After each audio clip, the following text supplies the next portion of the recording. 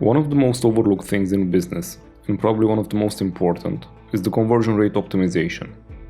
You'll hear people talk about advertising budgets, costs per click, average order values, and so on. Rarely though, you'll hear someone talk about the conversion rate of their website. When they do talk about it, it's usually referred to as something that is fixed and they can't do much about it, as if the conversion rate is not something variable, but more like a constant that you cannot influence. Of course, this is not true, and in this video I'll show you why. Now, before explaining why conversion rate optimization is one of the most important things that you can do for your business and one of the biggest sources of profit, let me start by defining it first, for the people who might not be familiar with the terminology. Simply put, the conversion rate is the percentage of the users who visited your website and took a desired action. Desired action usually means that they bought something. If 10,000 people visited your website last month and 100 people bought something, it means that your conversion rate was 1%. Depending on the niche and the country that you're operating in, the conversion rate can vary between below 1% and up to 3%, or in some rare cases even 5%. The average business will usually have a conversion rate somewhere between 1 and 3%. Since these are small numbers that we're talking about here, their importance might be lost on some people, so let me put it another way. The difference between a 1% conversion rate and a 3% conversion rate is 300%. A business with a 3% conversion rate has a revenue that is 3 times higher than a competitor who only has a conversion rate of 1%. When you look at it from this perspective, it's pretty obvious why this is a big deal and why it can make or break your business. In fact, there are very few things in business that can improve your revenue like this, and conversion rate optimization is one of the best, if not the best, at this. The great thing about it is that it can work on any scale. Whether you're generating sales of $50,000 per month or $50 million per month, when done properly, it can still double or triple your sales. You can also think about it as an investment that generates passive income. Let's say you own a business that spends $10,000 per month on advertising. If you want to double your sales, you'll have to spend $20,000 per month. But what if instead you spent $10,000 or $20,000 once to optimize your website and increase your conversion rate from 1.5% to 3%? You get the same result, but at a fraction of the cost. Even if it costs $50,000, that's still more profitable than doubling your advertising budget. Basically, the money spent on advertising is an overhead, because it's something that you have to do every month and you can't stop doing it. But money spent on conversion rate optimization is an investment, because you do it once and you milk the results forever. Obviously, nobody stops you from doing both, and you should be doing both. But the point is that you should fix the conversion rate of your website before spending tons of money on advertising.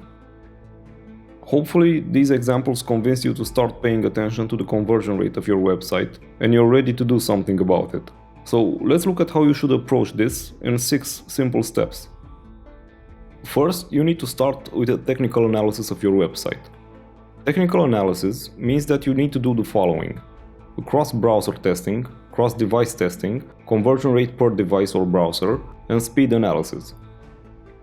The reason you start with a technical analysis and not something else is because this can have the highest impact on your conversion rate.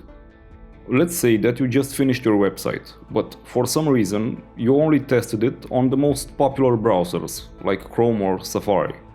You forgot to test it on less popular browsers like Internet Explorer, Edge, Firefox, Opera, and so on. Here's the problem with that. These browsers have a combined market share of almost 20%. That's 20% of your sales down the drain right there if your website doesn't work correctly on them. You are literally leaving money on the table by ignoring these browsers. If someone came to you and offered to increase your sales by 20%, you'd gladly accept in a heartbeat and even pay good money for that. So why not apply the same enthusiasm when it comes to something that is in your control and something that you can easily fix in a couple of days? Another reason why you start with a technical analysis is so you can test and fix the loading speed of your website. Loading speed affects the conversion rate significantly. There have been countless studies that have shown a very high correlation between these two.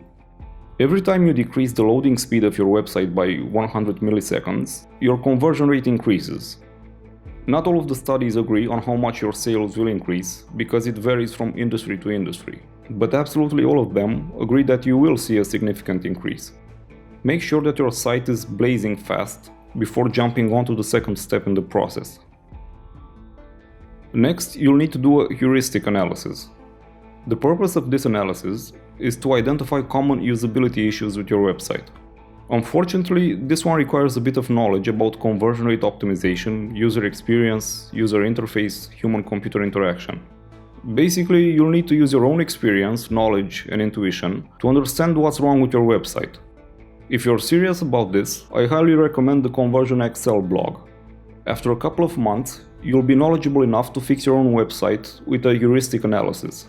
In the meantime, there are things that you can do right now that should give you immediate results. You need to look at the following criteria and ask the right questions. Relevancy. Does the page meet user expectation in terms of content and design? How can it match what they want even more? Clarity. Is the content or offer on this page as clear as possible? How can you make it clearer and simpler? Value. Is it communicating value to the user? Can you do better? Can you increase user motivation? Friction. What on this page is causing doubts, hesitations, and uncertainties? What makes the process difficult? How can you simplify it? You can't reduce friction entirely, you can only minimize it. Distraction. What's on the page that is not helping the user take action? Is anything unnecessarily drawing attention? If it's not motivation, it's friction, and you should get rid of it. The third thing you need to do is an analysis of your web analytics. You have to do this, because otherwise you can't fix what you can't measure. Your site will have inefficiencies, it will have leaks, it will have bottlenecks. You need to install an analytics software, like Google Analytics, and configure it properly. Your goal is to do a health check and see if everything is being measured and it's accurate. Then you need to set up measurements for KPIs, so you can use this data to identify leaks and fix them. Remember that all websites have bottlenecks and leaks. Don't make the mistake of assuming that yours doesn't, and don't skip this step. Next, you'll do mouse tracking analysis to see where people are looking and clicking. For this, you'll need software that does heat maps and click maps, scroll maps, and user session video replays. These tools can be great because they allow you to see how your users behave in the wild. Sure, it might be time-consuming to watch hundreds of sessions and take notes about the things that you need to improve, but it's totally worth it.